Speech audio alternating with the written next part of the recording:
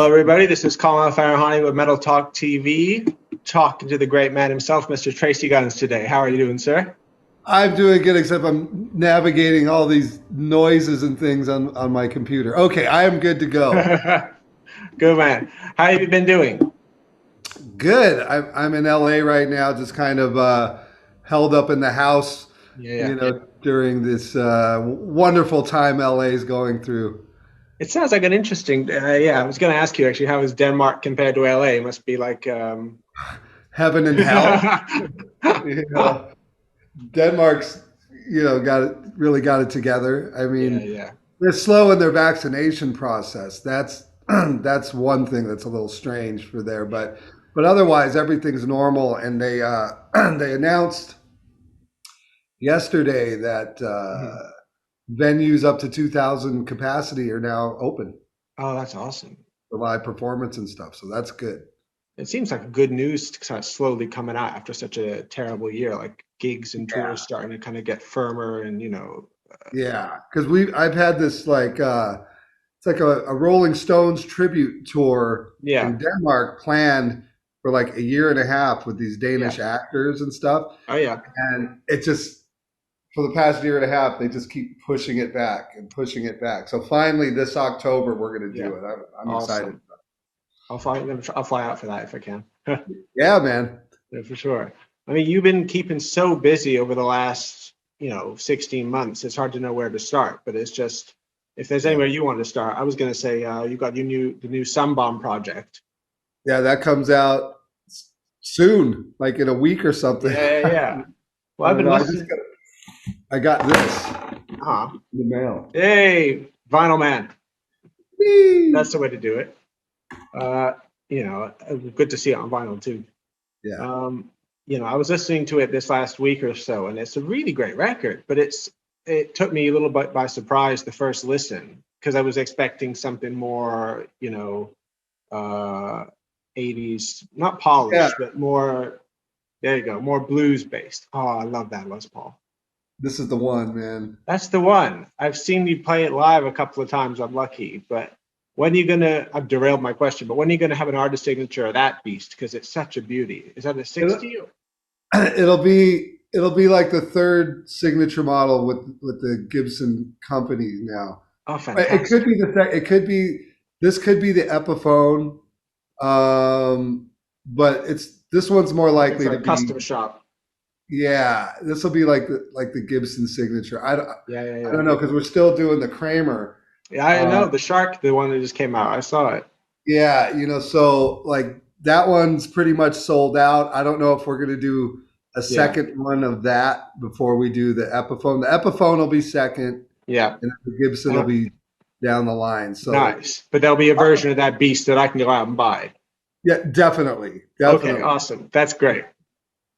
But the thing with this guitar though is that it's forever kind of evolving. Yeah.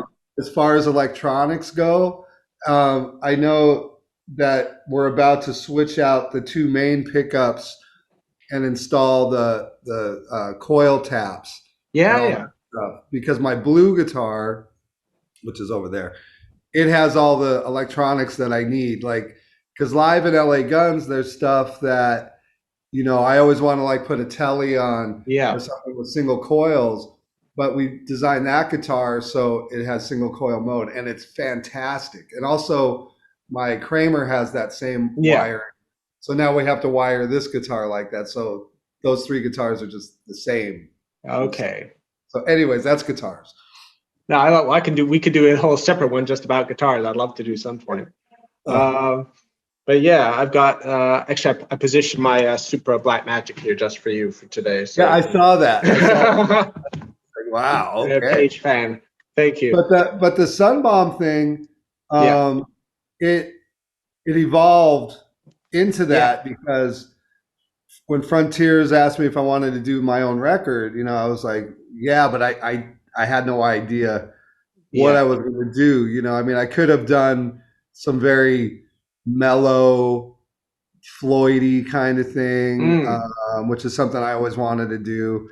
But my thing is metal. Like as a guitar player, at the end of the day, I play Yeah. metal. You know, like that's like the most when I'm alone.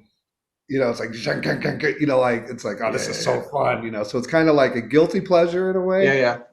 And my wife and I, we were doing these Sunday drives here in LA, like up the Mm. coast, only listening to metal, like, you know, Yeah. Yeah. discovering like all different things.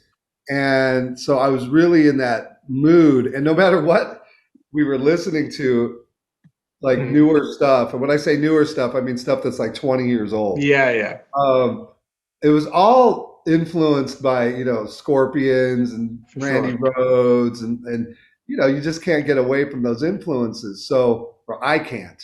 Yeah. And so when we'd get home, I'd pick up the guitar and I'd be like, yeah, listen to this. And then I started demoing some songs in the living room. And my wife was like, yeah, that's good. Yeah. Yeah, do that, you know? And so I had like 3 or 4 tunes like that. And then I thought, this is great, but you know, who's going to sing this stuff? You know, Yeah. it has to be, ah. Somebody And sort of can handle that heavy. Yeah. yeah, and they have to do a whole record, you know. So Mm. it's like.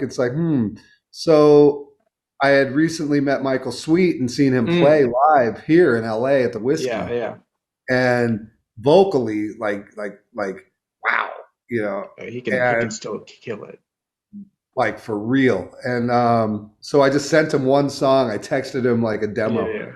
I'm like, hey, what do you think of this? You know, and he writes back, what's this? And I'm like, that's me. You want to sing on that? And he's like, hell yeah, I want to sing on that. I go, well, you know, what if I recorded 11 of these? You know, he goes, you're doing an I'll do album. it. I'm like, yeah. He's like, I'm in. And Yeah. then, so it took me about another year to finish writing all the music. And then it took him another year to write all the lyrics Oh, okay. and record it and everything. So during his process, I never heard even like a demo of what he was doing or got a lyric Oh, sheet or wow. anything. I just was like, okay, he's I doing trust it. you. Yeah. And then it was like Christmas, you know, when they songs started coming back Yeah. finished. You know, I was just like, yes, this is Yeah. right. This is how this is supposed to be, you Yeah. know. And so that was the success for me personally. Is Yeah. like, you know, we had a collaboration where we recorded this album, and I couldn't be any happier with it. So Mm. it's like okay, we did it, you know, because it It's doesn't sort of, always work out that way with collaboration. yeah. Well, I was gonna. You've done a couple of ones over the last decade. I mean, they've all been good to different degrees, but I think that this one's just. It seems to have hit right with people, you know. And Yeah, I don't know, just something about hearing you. I was listening to watching the Better End video this earlier, and there's like strong Painkiller vibes in there, and just all that stuff. it's killer. It's It's killer killer. for sure. Well, I mean, it's. I've been lucky enough to. I've seen you a couple of times in the last couple of years with LA Guns when you come to London, Right. and it's been interesting because it's been since it all kind of came back together, just getting bigger and bigger and better. And it started out, you have that vibe when any bands get back together, you go, all right, well, this will be cool. I'll go hear the old hits, and you know what I mean? You'll kind of vibe to Yeah. it. And then Yeah. seeing it evolve naturally and organically into like new music and, better and better shows, it's just been fantastic to watch. So It's how was fun. that from the inside? I mean, from the inside, the element of creativity and having a good time with it Yeah. is what really fuels the the authenticity. Yeah. Yeah. As long It as shows.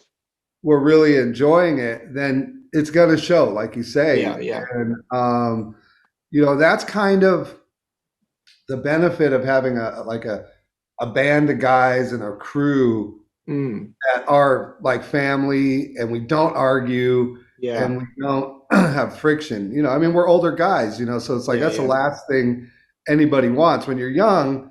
That friction can really Yeah. add to what you're doing and stuff, but at this point it doesn't. So it's been cool, man. And then the pandemic hit, and Mm. so like things really have shifted as far as focus personally, because Yeah. I have I have a baby now. I have a Yeah, yeah, 15-month-old baby in yeah, Denmark, and then my 12-year-old son here. yeah, So living in two places and raising two kids yeah, and making sure my wife is happy, and there's a lot of chemistry happening, yeah, yeah. that I really have to attend to. So aside from recording all these albums and things like that, I've become a guitar teacher, Oh, and wow. kind of just like what you and I are doing right here, except I'm Yeah. like saying this is a pentatonic scale, How to run. and I'm really, to me, that's my life, Yeah.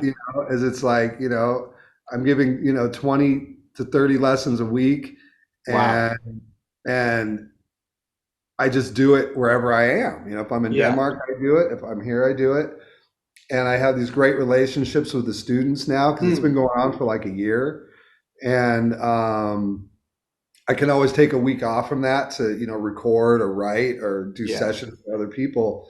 So I can't really predict what the future for touring and things like that so Mm. much for LA Guns is. I mean, I know we're going to do shows, and I know, we have records coming out and things like that. So, but the future is going to look different, Yeah. not just for us, for For everybody. everybody.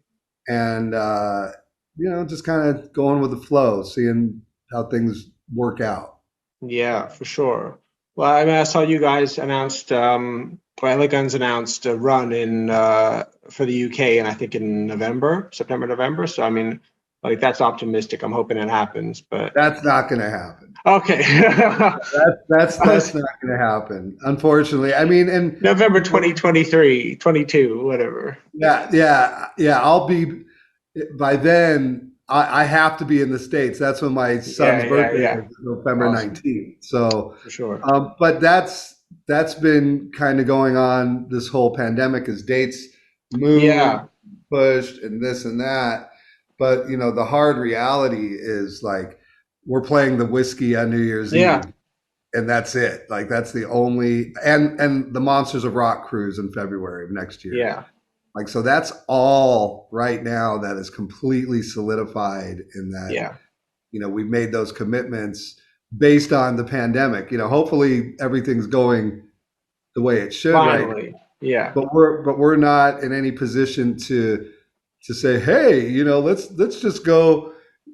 We're still banned from traveling to Europe. I mean, the band is, they can't Yeah. go Yeah. to Yeah. Europe or the UK. I can because my family's there, but the other guys can. And I have a show scheduled. LA Guns has a show scheduled May 15th in the Whoa. city I live in Denmark, and they're still advertising it. I'm like, Yeah. hey, Yeah. Yeah. you guys know that my band can't get in, and even if we could, we couldn't afford to To do do the one one show. show. Yeah. It's like it's nuts. So everything's very confusing from Yeah. especially your perspective of like, Yeah. what are these guys doing? And we don't control No, no, promoters. You know what I mean? for So sure. they're trying to sell tickets, Yeah. then they get that dough, and then they Hold have on to the it. right to postpone Yeah. shows. Yeah. Yeah. So that's that. Yeah. Well, I mean, I've asked a couple of people every time I've had them on what they think, especially guys who like yourself, like George Lynch, like Ron Roxy, all killer players, but all guys who have seen the industry for a long time, how it's developed and how it's where it is now. Do you think that how is the industry going to come out of this, especially for rock music and live music? Do you see any kind of positive side effects, or is it just I mean, I'm not that clairvoyant, yeah, yeah, you know, but I think, I think that things will go back to some sort of, you know, mm, kind of normal, but I don't yeah, think they'll ever be the way they were before the pandemic. I mean, I think that's impossible because new restrictions are always being updated on how yeah, people are gonna be able to do it. So, like in the States, for example, you can go play to like 50% capacities, and obviously in the South, you can do full capacity shows. But anybody yeah, that's dumb enough to do that, best of luck and stay safe. Like we won't partake in like, half capacity shows or going through the South, where people just don't care about the pandemic. We have a responsibility to our audience. It's like if one person got sick and their grandmother died because they came to an LA gun show, I would feel responsible for the rest of my life. It's just the kind of person I am. So it's like there's absolutely no chance that we're going to do anything. No, respect that. Respect. I guess without live shows for the moment, at least you got a live album coming out. So the new Cocked and Loaded. Cocked and Loaded live, Live from Vegas, baby. It is. It certainly is. And it's interesting why this record is coming out. We had a deadline for our studio record to turn it in like November 1st last year. And it wasn't possible. Everything was written, music was recorded, but Phil wasn't finished, and he wasn't even close to being finished. So the label, they were like, hey, we need to put something out in this time frame. And I called my manager. I go, hey, didn't we multi-track that live stream? And he's like, yeah. I go, I got to listen to it. I got to hear it. I heard it, and it was pretty damn good. The performance was really good. There was some audio issues, like some mics that weren't on and things like that for the recording. But Adam Hamilton, who is kind of like the sixth LA gun, he plays every instrument at some point in this long career. But he's also an engineer and a mixer and a producer. So I call him, I go, hey man, I'm sending you this, multi-track session of us live. And there's no kick drum, there's no bass drum on it. And he's like, oh man, really? And I'm like, well, you can hear a blip, so we could trigger something out. Yeah. And he did it, and so it ended up sounding fantastic, and the performance is good, and so that's why it exists, and it's to fulfill a commitment, but it's also something in the end I'm proud of, because it's I think that LA Guns fans would love to have a live version of Cocked and Loaded, and we're not awful. It sounds good. Definitely not. I mean, when I would, like I said, with a couple of times I've been lucky enough to see you guys, it's always been really killer. I mean, really impressive to just say that you almost realize that there hasn't been anyone coming along in the interim 30 years to be that level, whether it's you guys, whether it's Lynch, whoever. Right. I mean, we're really proud of the way we sound. Phil has obviously really taken great care of his voice, and I think that the chemistry of the band, whether it's Michael Grant or Ace Von Johnson, on the other side of the stage, they know their role and they nail that role. And Shane or Scott Coogan, whoever's playing drums, these are guys I've played with for years. So it's not like we just like hire a random guy, so the LA Guns family really right now is pretty big. Like, to me, Coogan's our drummer. Yeah.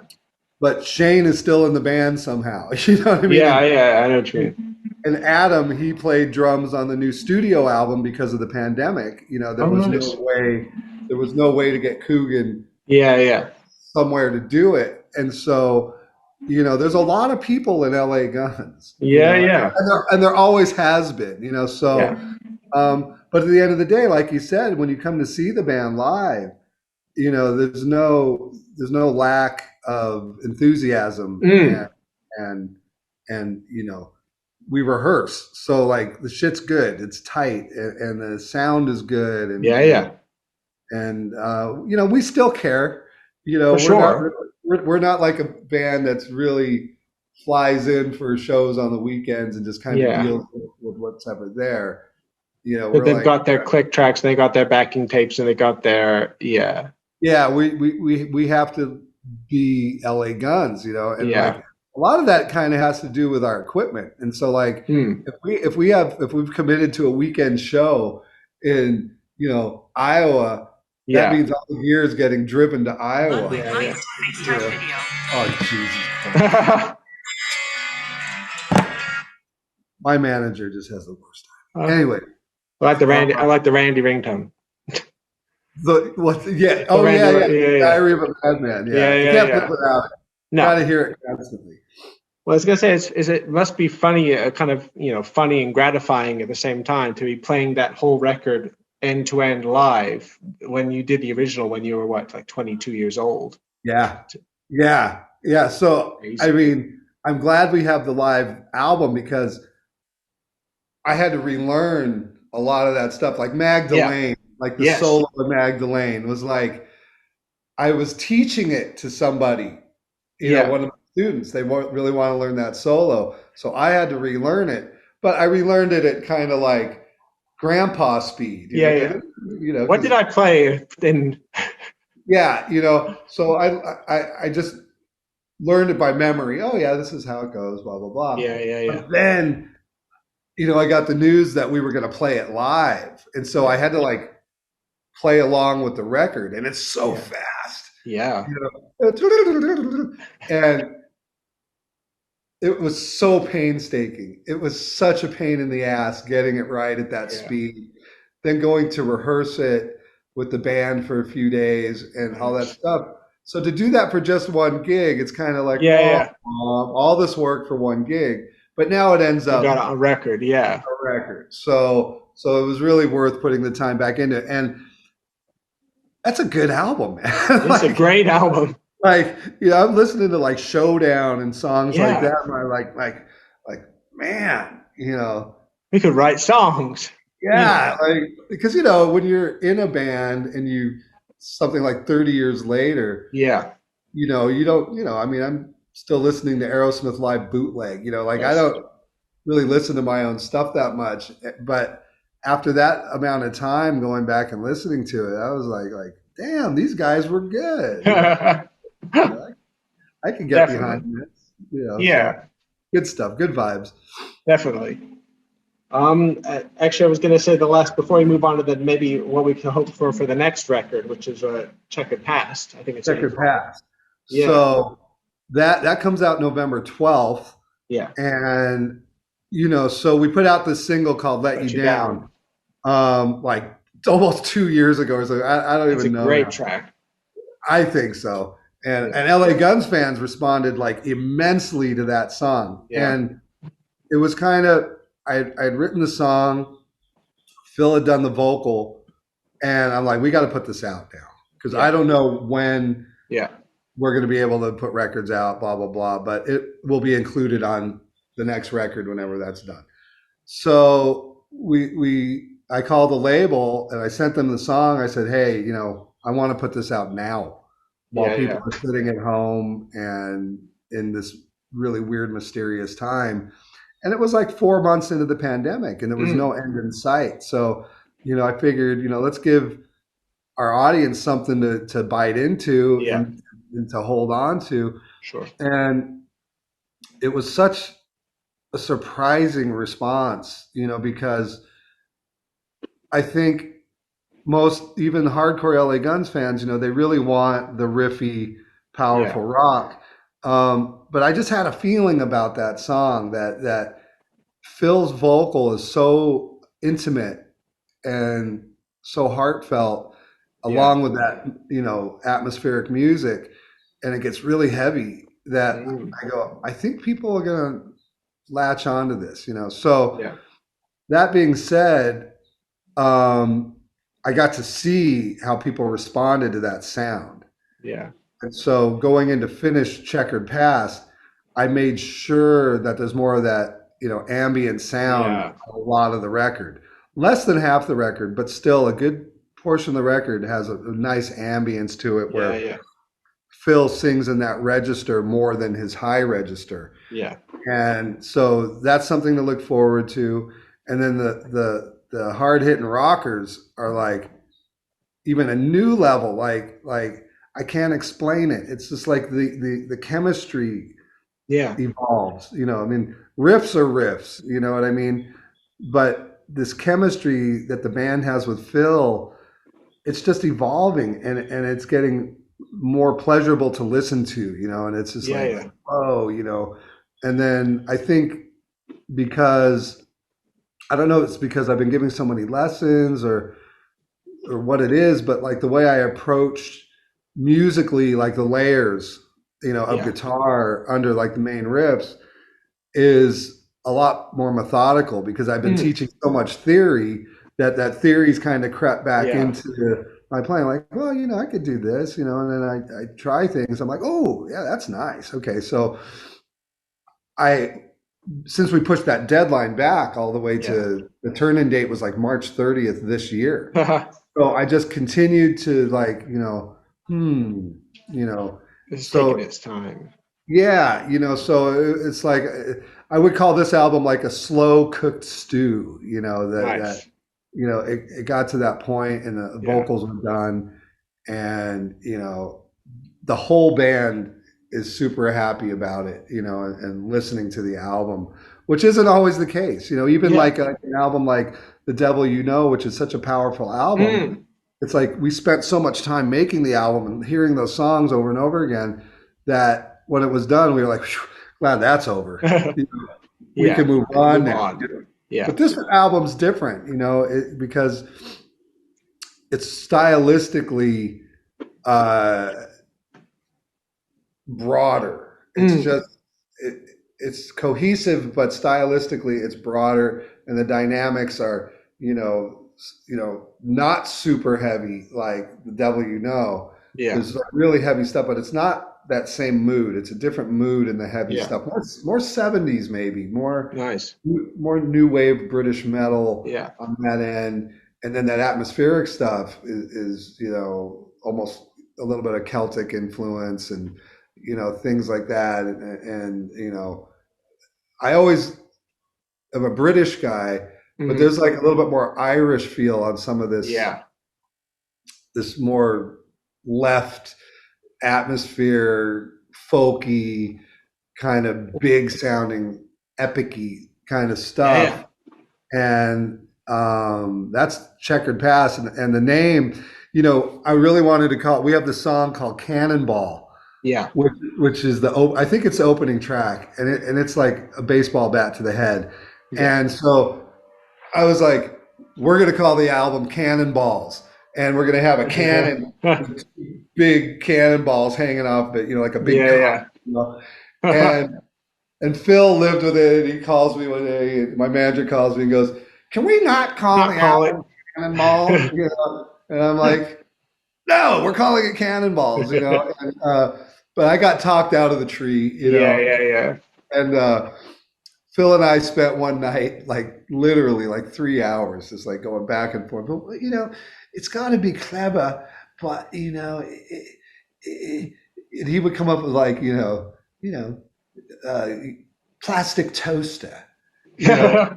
And I'd be like, yeah, that's too clever because you know, You'll what are get you? people talking. Yeah. Yeah, you know, Yeah. it can be difficult to come up with album titles. So it's like I usually just grasp onto the first emotion, like Yeah. the like the Devil You Know had been done before, Yeah. but not like Guns. You know what I mean? And Yeah. and then we have that song on there. I think it's called "The Devil You Know," Yeah. and I just made so much sense. And the missing piece was a little bit clever, and so I didn't want to have a plastic toaster or something dumb or something too metal or anything. So Yeah.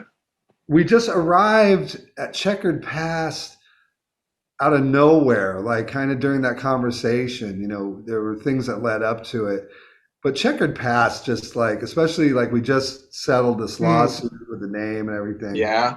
And we do have a checkered past. You know, it's just full of highs and lows, and For it sure. made sense. And we had already had a photo taken like 2 years ago before the pandemic of us standing on a checkered floor. Oh, So nice. it's like, well, we already have the photo, you know. I mean, Let's go with it. we could go with Yeah. it. So, but I'm proud of that record. And I mean, it's a lot. It's a bit of a ways off before it comes out, Yeah. but I think singles start coming out in a couple months. You know, That's so great. I can't wait to hear it. I mean, what I was gonna say, but from listening through, the missing piece, especially the Devil You Know, and I'm sure it'll be Checker Pass as well. It's like you don't get a sense, when some bands, especially after hiatus, come back and you go, right, this is going to be, an I don't know, AC/DC record is these things, not those things, and it's this and right. not that. But it seems, and that works for some people, it seems, but it's not that interesting. But whereas Right. you guys, when you guys are doing it, it seems to be just, look, these guys are LA Guns, let's go for it. Whatever works, whatever, Yeah. Well, I mean, I knew a long time ago. it's not formulaic. Yeah, because the formula is Phil. That's Yeah. the formula. So it's like going from Cocked and Loaded to Hollywood Vampires back then. I knew that we could pull that off because Yeah. as long as Phil's singing, that's the identifiable factor. And You have continuity there, yeah. And say what you want about, Unknown caller. Jesus. Say what you want That was about Phil. but yeah, mate, shut up. He with Zeppelin or the Beatles or the Stones, for example, is like Van Halen, right? Yeah. Those bands literally got away with musical murder. Oh, because yeah. the vocals are the identifying factor. You know what I mean? It's like if Robert Plant's singing, it's Led Zeppelin. As much as Jimmy Page and Eddie Van Halen and Keith and all these things are such identifiable sounds, those singers are what make you able to play a reggae song, a metal song, a blues song. And it all runs through. Yeah. And it comes together, Yeah. And I knew that really early on. Like I knew that I wasn't held inside a cage musically. Like for example, Sunbomb, it's very focused. It's very it's not one dimensional, but it's one sound, I would say. Sunbomb sounds like this. Yeah. LA Guns, it's like, well, LA Guns sounds like Phil. Yeah. With a lot of different music happening under Phil. And I have confidence in that, and I remember Helmet did a record after Betty. I don't remember what it was called, but up until Betty, it was a very specific sound, and I was really a fan. And then Page, I guess he wanted to be more rock and roll or something, and he totally lost me. You know what I mean? It, like somehow, like I'm like, where's the off time? Where's the clever use of time signature and things like that? And he like consciously abandoned it. It was like, I'm just gonna straight ahead and I'm gonna bend strings now on my solos and it's just like, that's not why I listen to Helmet. But that was something that he had set himself up for by having such a unique sound and a unique approach to writing musically. And it's the same with AC/DC. You don't really want to hear AC/DC play Ballad of Jane. Yeah. It's like, you want that thing. Yeah, that's that thing. And bands like that, admittedly have way more success, in the long run. I mean, if the Stones, every song sounded like Start Me Up, they'd be fine. Like, wow. Yeah. But for us, and for me, my musical ADD is so bad that I could never commit to, like, that's what I admired about Eddie Van Halen so much. Like, he committed to that sound. It's well, there it is. That's Eddie's sound, and that's a Slash committed to that sound. I cannot commit to that. From that one note, you can tell it's them. Yeah. Did you know? Actually, you mentioned Eddie Van Halen. Did you happen to spend any? Did you know him and spend any kind of time recording or playing? Did you guys play any shows in the '80s together, or was that later? No, but we became golf partners in the early Oh, '90s, really? and we became pretty good friends. Friends enough to where he would mention me in interviews and things like Yeah, that. yeah. So, but yeah, we had a fun relationship. It was early '90s, and I met him because he had heard this King Biscuit Flower Hour Yes. LA Guns recording, and me and my girlfriend at the time got home, and she hits the answering machine. You remember those things? Yeah. And hey, Tracii, it's Eddie Van Halen. Could you give me a call? You know, I'm like, play that again. You know, It's a joke. what? Yeah. Yeah. You know, and she's like, that's Eddie Van Halen. I go, no, it's not. I go, play it back. She goes, it is. You know, and I'm like, okay, fine. So I call him. I'm like, Yeah. hello. You know, it's Tracii. Hey, what are you doing right now? I'm like, I just got home from Vegas, you know, Yeah. what's up? He goes, can you come up to my house right now? I'm trying to mix this live record, and Oh. I got a hold of the engineer that did your live recording, Oh, and wow. I'm like, what? Okay. So I went up there, and Yeah. Sammy Hagar was there, you know, Yeah. and I'm like, hey, welcome to this world, you know, Yeah. like where the fuck am I? And you know, he was just really direct, and he's like, okay, so here's the cassette of your thing, you Yeah. know, what's going on with the guitar right there? And the engineer, his name is Biff. Yeah. He wasn't there, but he was on the phone, and they were trying to figure out what we had done when we mixed it. And Wow. what it was normally back then I had stereo guitar sound. So I had Yeah. like one side was pretty much dry and one side had a chorus on it. So Yeah. same notes. I'm only playing one guitar, but it's two guitar sounds. And but what had happened is when we went to the mix, Hmm. that one of the tracks, the chorus track, the mic was off. It didn't record properly. It was distorted, Oh. or like it had a bad cable or Yeah. something. Yeah. So we had to reconstruct the second track. And being in a mobile truck, I didn't have Yeah. like guitar pedal Yeah. Yeah. or anything. So we had to duplicate my main guitar track, record it on another track, and then we added a harmonizer to that second Of track to, you know, simulate what I had originally done. And it course. ended Yeah. up sounding really cool. It didn't sound like my normal thing, but it Yeah. ended up like being like, wow, you know, the studio technology on a live recording, this is cool. In like 1989, you know, the studio technology, Yeah. Yeah. like a box with hamsters in it, like, you know, Yeah. making sound. So he was So trying to figure out that sound.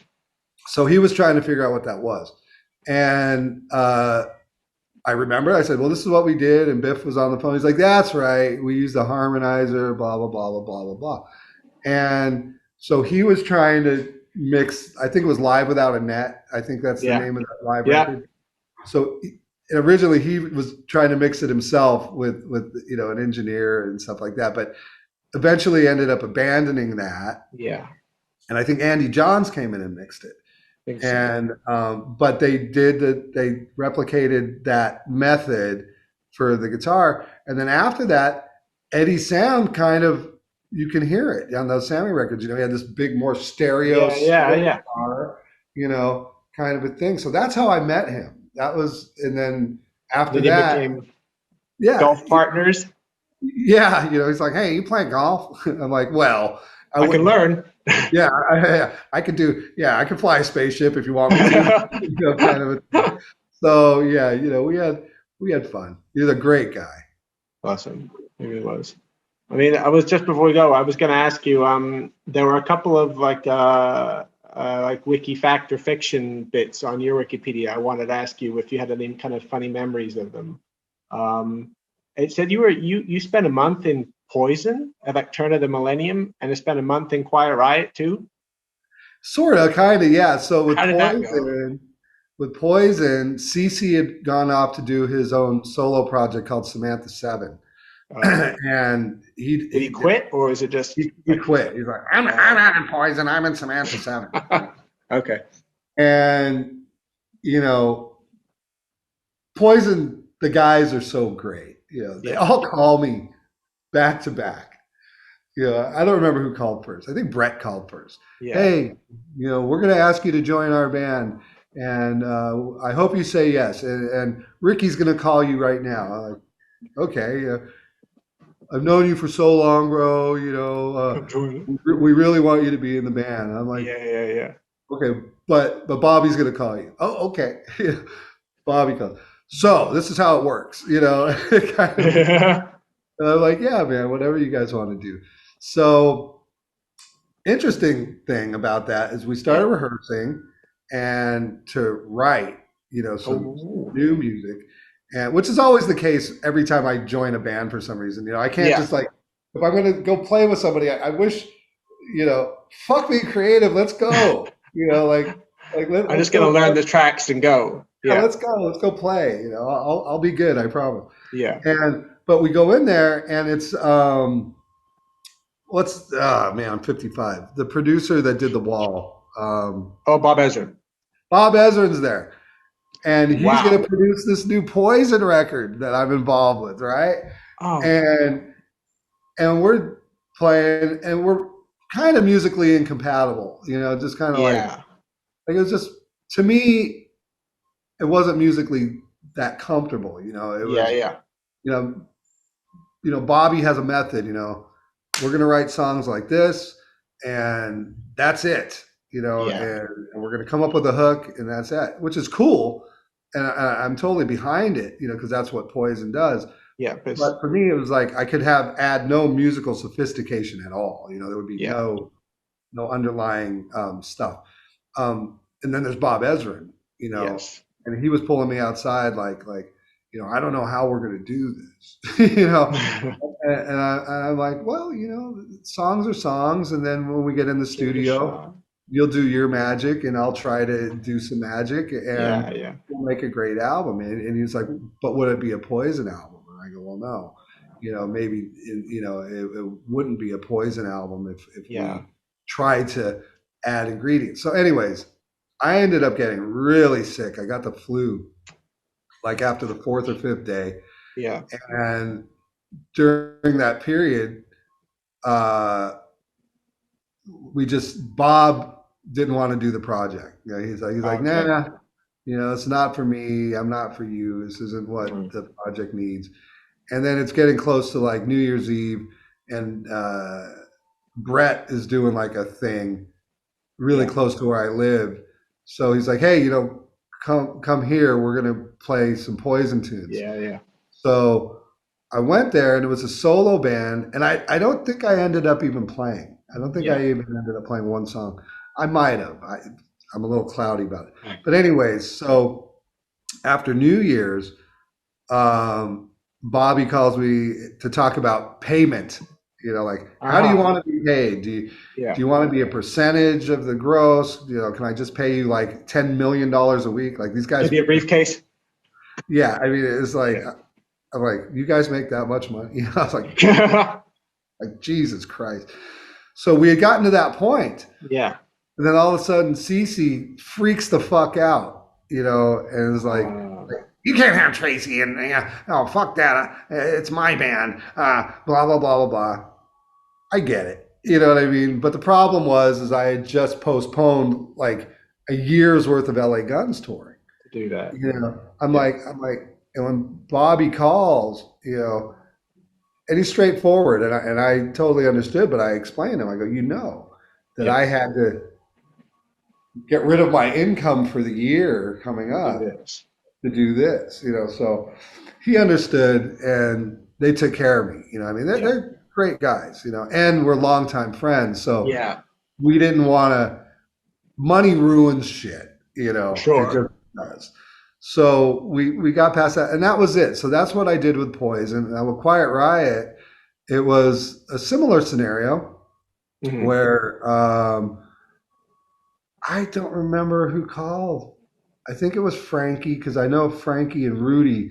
I knew Frankie and Rudy the most. I knew them better than I knew Kevin. Rudy's awesome. Oh God, I love I love him. him. So Frankie calls and goes, "Hey, we need you." Kind of like very straightforward kind of thing. I'm like, yeah. I get it. I go. What are you doing? And he's like, well, we're doing an album. I'm like, okay, cool. And I go, I can write some stuff. And he's like, yeah. Write some stuff. Blah blah blah. And so Kevin calls. And this is what I love about joining established bands. It's like you get to have these like different conversations instead of the usual see them on tour kind of like, hey, what do you have for lunch today? More intimate conversation. Yeah. And I told Kevin, I go, Kevin, I'm working on some shit that's like straight up Randy Rhoads, Ozzy influence, but with Quiet Riot songwriting sensibilities. And he's like, oh my God, yes. I send him these tracks, and this is like right when I was learning how to record, So I'm recording these demos, like on a couch like this. Yeah. Send them off, and Kevin's like, yes, this is great. And by the way, these are the two last songs on the missing piece on the LA Guns. They ended up really on there, all that classical. Oh, wow. Well, that's why those songs exist. I had written those for Quiet Riot. Yeah.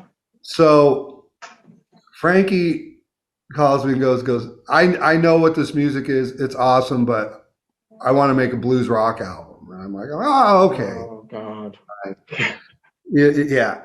So I get the demos they had already tracked the whole album and nobody had told me. So I was supposed to, go in and just play those songs, it's like re-record the guitars on the demos. And so this whole time I thought Rudy was in the band. I thought, oh, damn, was he not?